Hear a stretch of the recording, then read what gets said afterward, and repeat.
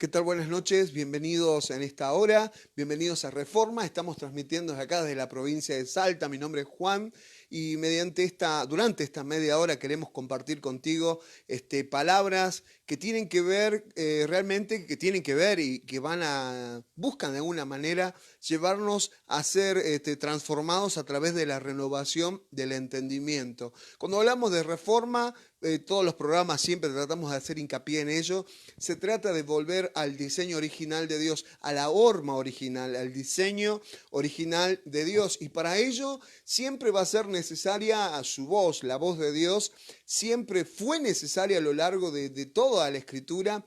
Ha sido necesaria para poder, para que todo volviera al orden original de Dios. Recordamos de pronto el libro de Génesis, cuando la Escritura va a relatar en ese capítulo 1 que la voz de Dios iba, el capítulo 1 del libro de Génesis, iba creando todas las cosas y ante una tierra desordenada y vacía, literalmente como dice la palabra allí, la voz de Él vino a poner orden, la voz de Él vino a llenarlo todo y vino a traer el orden, y fue la voz de Él la que fue creando todas las cosas. Por eso es tan importante esa voz de Dios cuando se ha llegado a un desorden, cuando el desorden de los días, de los tiempos, donde el pensamiento humano y donde el razonamiento humano ha querido interferir en aquello que corresponde al orden y al diseño de Dios, ha querido diseñar a su manera muchas cosas. Es necesario en estos tiempos, cuando todo o muchas cosas, mejor dicho, se han salido de orden, es muy importante volver a leer el original de cómo Dios hizo todas las cosas. Así que bienvenido en estos 30 minutos de reforma. ¿Qué te parece si comenzamos?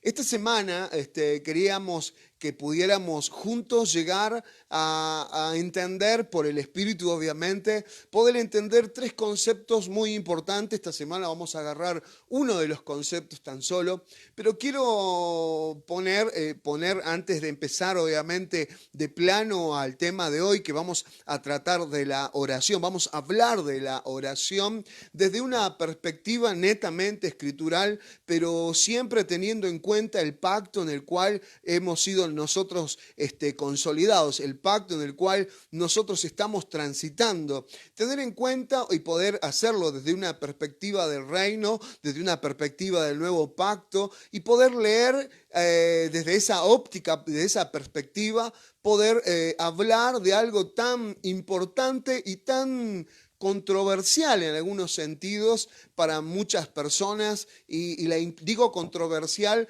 por la manera en la cual se ha encarado o se lo ha llevado o se ha dado a entender aquello en lo cual consiste la oración. Y para ello quisiera hoy tan solo aprovechar este día martes para hacer una introducción a aquello que vamos a ver.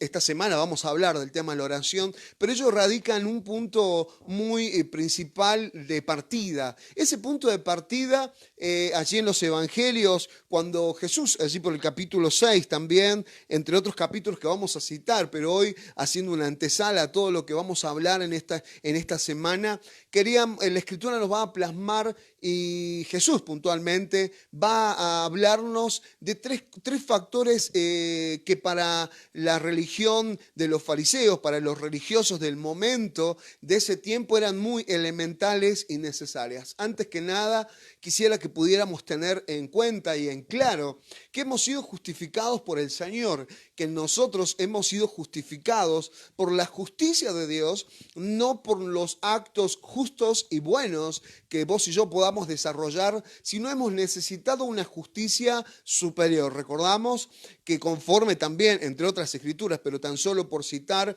el libro de Hebreos, dice que no podía hacer perfectos a las personas, no podía hacer perfectas a las personas que estaban bajo ese pacto, pero en este nuevo pacto hemos sido justificados por el Señor. En este nuevo pacto hemos recibido la justicia de Dios, hemos sido constituidos obviamente en gente que ha sido justificada por aquel sacrificio hecho por Jesucristo en la cruz del Calvario. Esa justicia de Dios vino a nuestras vidas por medio de Jesucristo y no por obra propia. Por eso ya desde los profetas, tanto Isaías, Ezequiel podemos citar, en los cuales ya hablaban, no quieres sacrificio, que yo lo daría. Ya el Señor estaba hastiado, ya tenía como trapo de inmundicia, dice así la Escritura, que concebía como un trapo de inmundicias vuestras ofrendas y vuestros sacrificios. Llegando como antesala al tiempo de Jesús, donde ya no sería por obras, sino sería por su gracia y sería por fe, obviamente, de creer en ello, que hemos recibido esa justicia de Dios y hemos sido adentrados al propósito eterno de Dios. Digo esto porque en el tiempo de Jesús, hasta el tiempo de Jesús, había conceptos claros, o muy claros obviamente, que los religiosos, un concepto religioso, digamos así, muy claro que las personas y las gentes y los líderes religiosos tenían y sostenían y practicaban. ¿Qué era ello? Ellos practicaban lo que se llamaba la justicia judía.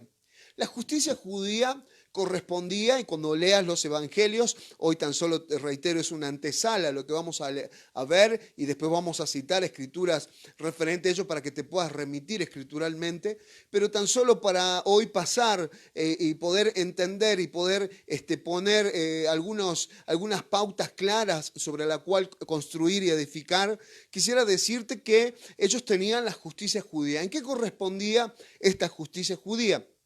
Esta justicia judía, y lo abordan los evangelios, y no lo abordan de una manera de casualidad o casual, sino Jesús en forma correlativa trata estos tres temas. Va a tratar cuando le piden al Señor, enséñanos a orar. Cuando ves allí, te refieres a esas escrituras, vas a ver que el Señor Jesús va a tratar los tres factores fundamentales en los cuales los religiosos y las personas de ese tiempo creían que recibían la justicia de Dios o que eran más justos por practicar tales cosas. ¿De qué estoy hablando? Estoy hablando que la justicia judía estaba comprendida en ayunar, en orar y en dar, ¿sí? Reitero, la justicia judía consistía en tres elementos: ayunar, orar y dar. Ahora yo quiero centrarme tan solo en la oración. Vamos a centrarnos en la oración únicamente esta semana, y sucesivamente vamos a tratar cada uno de estos tres elementos visto desde la perspectiva de este nuevo pacto en Cristo Jesús. Pero ellos consideraban que cuanto más practicaban estos tres elementos o estas tres actividades o acciones, ellos podían alcanzar mayor justicia de parte de Dios. Ellos se consideraban, y la gente los consideraba, los líderes religiosos, más justos o menos justos en función de lo que ellos podían dar, en función de los días de ayuno. Tan solo cito, parafraseando escritura, porque hoy estamos en la antesala de todo, que ellos dicen que demudaban sus rostros, o sea, ponían cara de ayuno, digamos así, y ellos ayunaban, demudaban su rostro para que todos vieran realmente y entendieran que estaban ayunando. Ellos, cuanto más ayunaban, cuanto más se sometían a esos ayunos, cuanto más dinero en sus bolsas daban y ponían allí en el cofre de las ofrendas, eran considerados más justos, y la gente se consideraban a sí mismos más justos por Dios, más dignos, más santos, si se quiere. Y también en cuanto al tercer elemento, que es la oración. Cuanto más oraba, cuanto más respetaban esas 3 veces en las cuales fueron constituidos por los preceptos de los religiosos de ese momento, poder orar 3 veces al día y hacer grandes oraciones largas con muchas repeticiones, y estoy seguro que ya te está sonando a lo que Jesús hablaba en ese momento. Hacían largas oraciones, se paraban allí en los lugares públicos y hacían oraciones a viva voz para que la gente pudiera verlos y entender, obviamente ellos personalmente y las personas alrededor de él, que era una persona muy justa, muy santa y una persona realmente acepta delante del Señor. Esa justicia ellos practicaban, que era la justicia judía, era el motor por el cual que movilizaba sus días, era el motor que movilizaba sus actos, el hacer, el practicar esto, entendían y daban a entender. Por ello que cuando ves hablando desde las ofrendas, si se quiere, tan solo para tocar un punto y poder enfatizar un poco más la oración, que es el tema de esta semana, cuando ellos ofrendaban, seguramente los mismos discípulos, allí cuando la Escritura va a citar en la ofrenda de la viuda que depositó 2 blancas, ante la pregunta de Jesús, diciéndoles quién es que puso más, este publicano que puso una bolsa llena de monedas o esta mujer, esta viuda que puso únicamente 2 blancas, 2 monedas, 2 blancas. Entonces los discípulos, entrenados desde su niñez culturalmente y siendo afectados también por las formas y por las tradiciones y por la justicia judía, ellos dijeron el publicano. Ellos dijeron el publicano. Y en ese momento Jesús va a hablar y va a citar, obviamente, y va a citar y enuncia, obviamente, en esta palabra, diciendo que no, la que había puesto más es la viuda, porque había puesto de sí todo lo que tenía. ¿Por qué pensaban así los discípulos de Jesús? Estaban siendo entrenados por el Señor. Ellos pensaban de esta manera porque así le había sido enseñado, que cuanto más ruido hacía en el arca de las ofrendas, porque eran monedas las que se daban y se colocaban dentro, y las monedas metálicas eran depositadas en el cofre de las ofrendas y vertidas sobre una de las bocas que contenía esa arca de las ofrendas, que se le llamaban bocas de trompeta. Y cuanto más ruido hacía metal contra metal, era más santa la mirada en la cual se tenía hacia las personas. Por eso seguramente recordás que allí el Señor les decía que no hagan tocar trompeta cuando iban a depositar sus ofrendas, porque el sonido, obviamente, que en primera instancia vemos ello, el sonido que se oía cuando la gente depositaba un conjunto de monedas, realmente era un sonido en la boca de esas como trompetas que habían en el arca de las ofrendas. Y vemos allí otro elemento que es el ayuno, tocando suavemente, tan solo vamos a adentrarnos, tan solo lo estoy enunciando. Cuando vemos el ayuno le decían, bueno, ¿por qué tus discípulos no ayunan? Los discípulos de Juan ayunan, tus discípulos no ayunan, ¿por qué? Y el Señor le contesta, mientras tanto el esposo está presente, no es necesario que ayune, pero seguro llegará un día en el cual el esposo será quitado y allí será bueno que puedan ayunar. No quisiera detenerme aquí porque vamos a tratar cada uno de estos en las semanas sucesivas.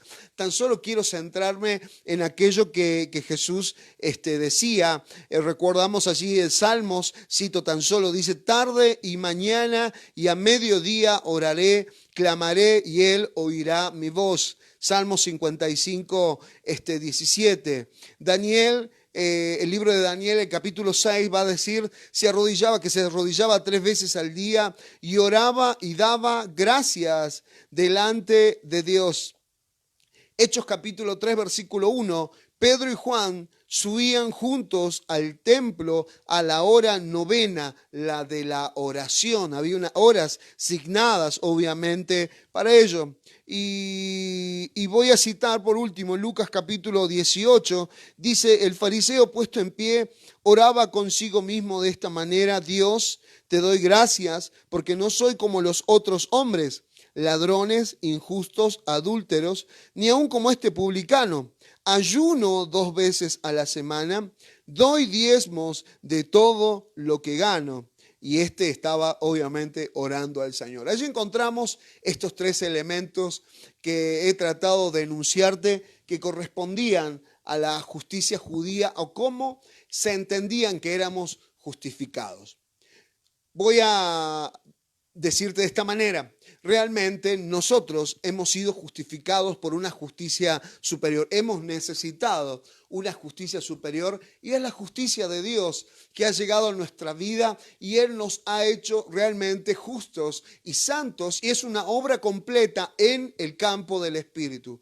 Él cuando habló consumado es, consumó la obra espiritual de Dios en nuestro espíritu. La obra ha sido completa. Por eso a partir de la cruz no vas a escuchar ni vas a leer el salvar el espíritu, porque el espíritu ya ha sido salvado por el Señor, sino que va a hablar de salvar verdaderamente vuestra alma. Y es el alma el campo en el cual esa salvación ya dada en el espíritu tiene que llegar y que todos los días tiene que ir alcanzando y tiene que ir en alguna medida descubriendo y siendo alumbrada por esa justicia y esa santificación venida en la cruz, en la cual hoy nosotros hemos recibido y hoy nosotros estamos. Cuando hablamos de orar hay demasiados conceptos vertidos hasta el día de hoy. Y vamos a tratar de abordarlos puntualmente en la mayoría, todos, y te pido si puedas preguntar, lo puedas hacer también.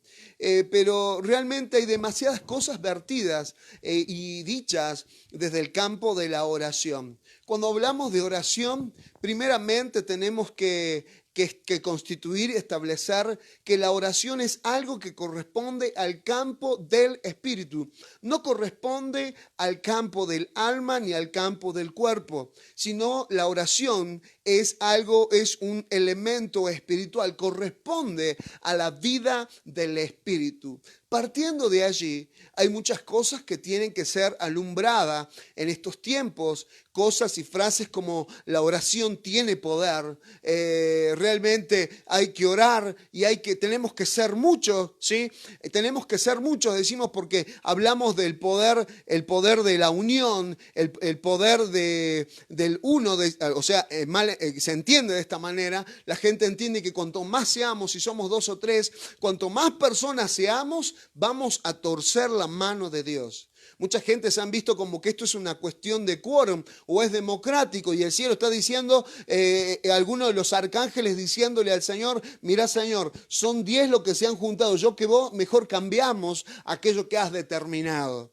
Pero hay tantas cosas a tratar y tantas aristas que por el Espíritu tienen que ser alumbradas que realmente queremos comenzar poniendo este fundamento claro, reiterando, mejor dicho, que la oración corresponde al campo netamente del Espíritu y a partir de allí recién podemos empezar a ver todas las cosas que hemos entendido, visto o aquellas que nos han enseñado.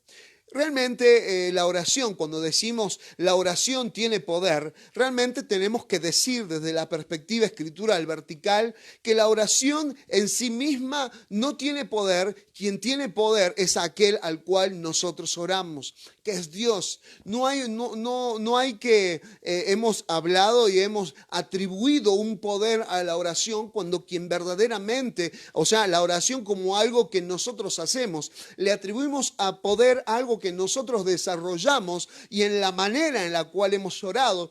Personas que oran efusivamente, personas que van a orar de una manera vibrante, buscando o con repeticiones o buscando alocuciones realmente que dejan a las personas diciendo, wow, qué impresionante, cómo ora esta persona. Pero hemos sindicado la oración, el poder de la oración a una actividad que nosotros desarrollamos, pero la oración en sí misma no tiene poder. Quien tiene poder es el Dios al cual vos y yo oramos.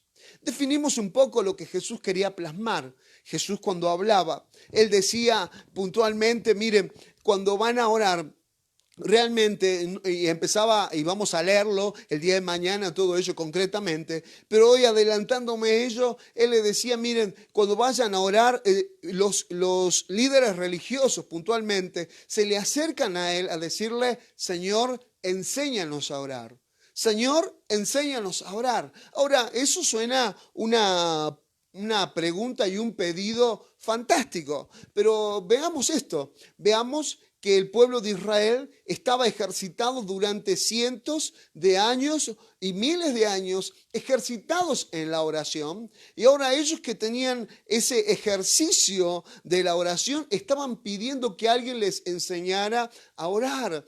Si me permitís tan solo, porque necesito que entiendas la magnitud de este pedido, es como que yo me encontrara frente a un chef internacional, ¿sí? Y yo sé tan solo hacer un arroz y fritar unos huevos tan solo, ¿sí? Y venga el chef y me diga, enséñame a cocinar.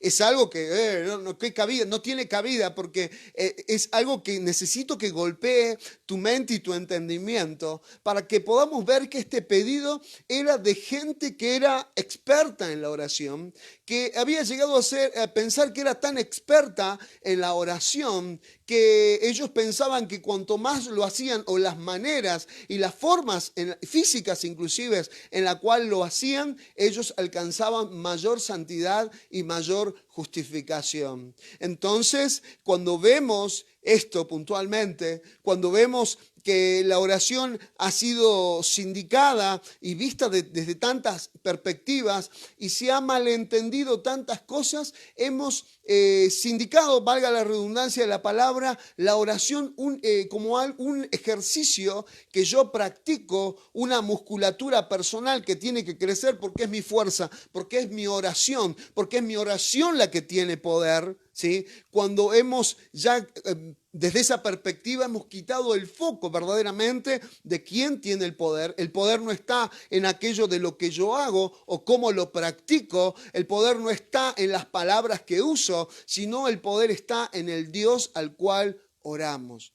Ahora miramos la oración y miramos obviamente como algo. He escuchado frases como esta de pronto. Lo que pasa es que hay que orar insistentemente, hay que orar día y noche. Y yo te pongo desde esta perspectiva natural. Yo tengo un pedido, de la mañana me levanto, ¿sí? Y agarro todo mi pedido de oración y me digo, Señor, me presento delante de ti y doy toda mi lista de oración. Termino, digo, vuelvo al mediodía, voy a seguir insistiendo porque necesito ver la respuesta o la mano de Dios en esto. Guardo mi pedido nuevamente y lo vuelvo, voy a trabajar, vuelvo a orar, Señor, me presento nuevamente delante de ti y vuelvo nuevamente a hacer esto, aquello, Señor, te pido esto, te necesito que resuelvas esto y me voy nuevamente a trabajar, vuelvo a la noche, saco mi pedido y nuevamente digo, Señor, en el nombre de Jesucristo te pido y empezamos nuevamente. Muchos han entendido y hemos entendido, mal entendido, que la oración realmente tiene que ser constante y que cuando la Escritura va a hablar de ser constante en la oración, se trata de que cuantas más veces yo pueda estar arrodillado o más veces pueda estar yo en las formas en las cuales he entendido que tengo que orar, vamos a lograr que Dios nos conteste. Es como que por cansancio, y hemos tomado palabras y versículos en los cuales puntualmente para dejar justificar la insistencia, para justificar la persistencia. ¿Quién no ha oído allí por ahí decir, mira, tenés que ser persistente? No, que pasa, yo ya oré 2 veces y hoy día no, es que tenés que seguir siendo persistente. Es como si Dios, lo digo con mucho respeto, pero con mucho tino, es como que Dios tuviera problemas auditivos y tuviera un problema de Alzheimer, por lo tanto, necesitas que se lo repitas para no olvidarse.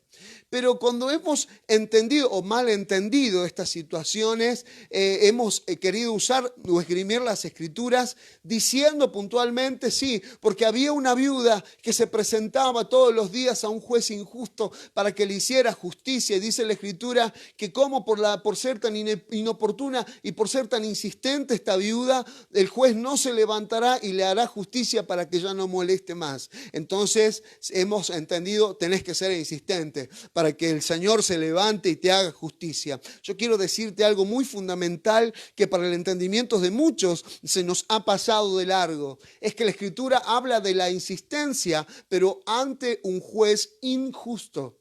Ante un juez injusto. Y cuando ves esto, recordás obviamente que Dios es un Dios que es justo y Él no necesita esas repeticiones porque Él sabe, dice la Escritura, y conoce aquello que vamos a decir aún antes que salgan de nuestra boca. He aquí, tú lo sabes todo, oh Señor.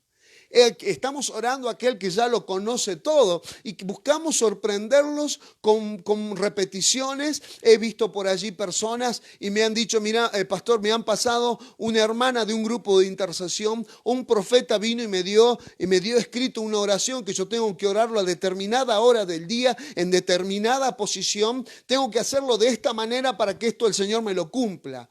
Qué gravísimo error, qué gravísimo. He visto cómo se pasan oraciones escritas, repeticiones escritas, estructuras armadas, tratando que desde estructuras humanas pueda moverse el espíritu, entendiendo que la oración corresponde al campo netamente del espíritu.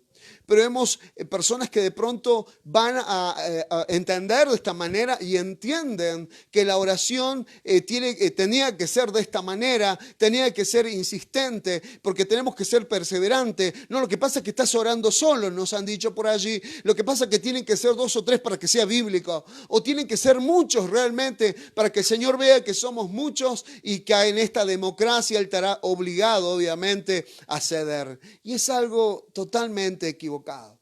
Es algo totalmente errado. Es algo que tiene que ser alumbrado, tiene que ser en este tiempo alumbrado, porque hemos comenzado este segmento diciéndote que la oración corresponde al campo netamente del Espíritu.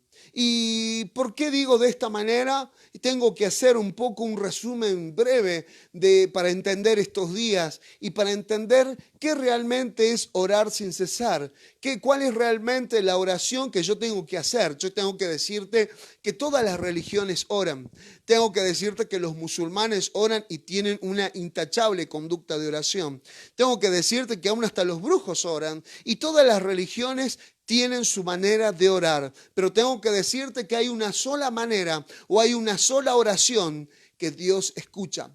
Hay una sola oración que Él realmente escucha, que no depende de tu efusividad, no depende de tus palabras, no depende ni de formas, no depende de aquello que tú practicas, sino es algo netamente correspondiente al Espíritu.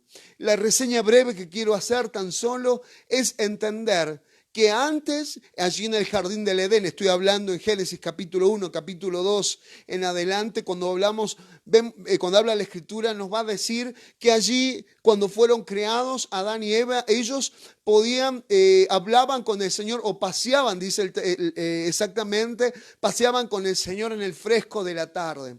Y allí ellos podían entender el lenguaje de Dios. ¿Cuál es el lenguaje de Dios? El lenguaje de Dios es espíritu. Dios es espíritu y mis palabras son espíritus. Y allí en el jardín del Edén ellos podían entender la voz de Dios, esa voz espiritual de parte de Dios. Podían entender por esa voz espiritual, podían entender los diseños de Dios. Podía Dios comunicarse y decirle, ponle tú el nombre a los animales. El Señor podía comunicarse con ellos a través de un solo lenguaje. Es algo muy emocionante poder mirar que si no es a partir del acontecimiento de la Torre de Babel, toda la tierra hablaba un solo idioma.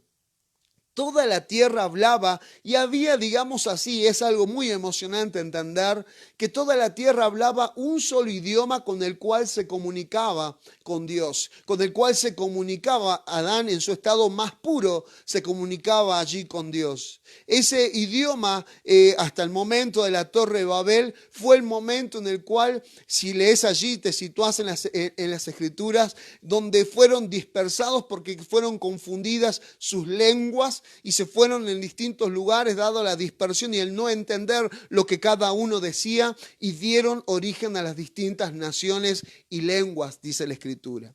Ahora, la humanidad hablaba un solo idioma con el cual se comunicaba con Dios.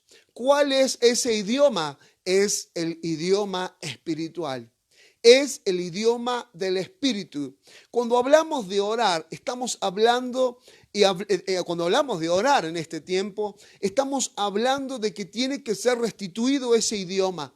tiene que ser restituido ese idioma espiritual. Y ese espiritual sí no tiene nada que ver con tus formas, no tiene que ver con que si es, mañana vamos a tratar de ello, si es de rodillas, sentados, acostados, si es en el colectivo, ¿sí? Y tantas cosas, no depende de formas, ni impostaciones, ni tiempo determinado. No es que tiene que ser no corresponde a las estructuras humanas. Corresponde netamente a un diseño espiritual y eterno de parte de Dios. En este nuevo pacto, en este tiempo, tenemos que empezar a entender y tiene que empezar a nosotros por el Espíritu, porque hemos nacido de nuevo en Cristo Jesús y hemos nacido de nuevo en Cristo Jesús, y en este nuevo nacimiento se nos ha dado vida en el Espíritu, cosa que hemos perdido por causa del pecado.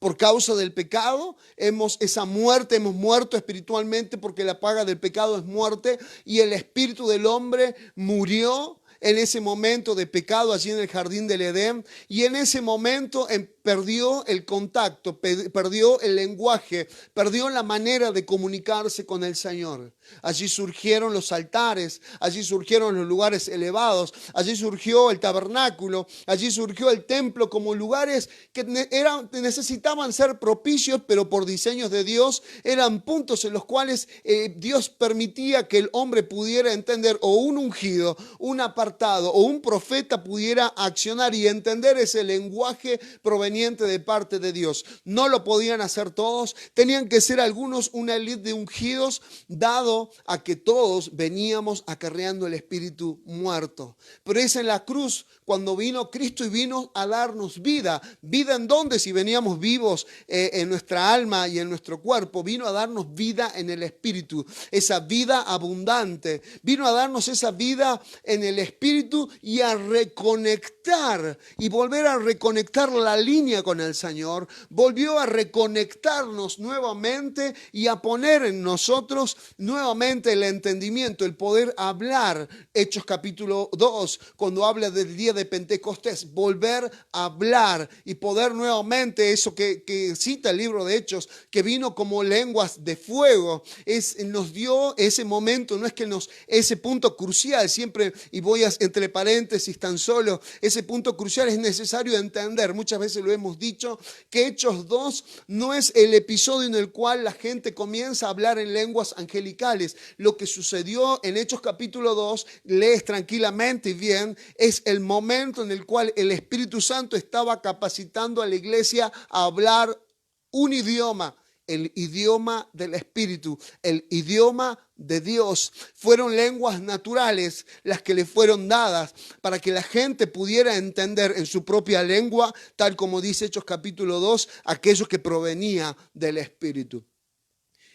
Es lo que sucedió allí en Hechos 2, es lo que nos fue restituido a nuestras vidas. Nos fue restituido esas lenguas, nos fue restituido no lenguas angelicales, sino nos fue restituido el lenguaje espiritual. Por eso Jesús le dijo, miren, no se vayan de Jerusalén, esperen porque recibiréis poder. Poder no como una acción de superhéroes contemporáneos, sino hablaba del poder hablar el lenguaje de Dios, porque si no sería una acción humana, si no sería un evangelio humano cuando dejamos de lado la voz de Dios y dejamos de hablar el lenguaje de Dios.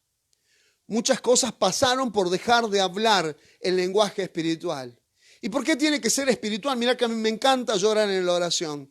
¿Por qué tiene que ser espiritual? Porque a mí me gusta estar 3 horas arrodillados. No hay problema con ello si querés estar todas las horas, solo que no se indiques a las formas, no se indiques a las formas diciendo esto es de Dios, no se indiques que por la cantidad de horas o por tus formas realmente tu oración será contestada, respondida, o como los fariseos y los religiosos de ese momento, te sentirás más ungido, te sentirás más poderoso, te sentirás más justificado o más santo.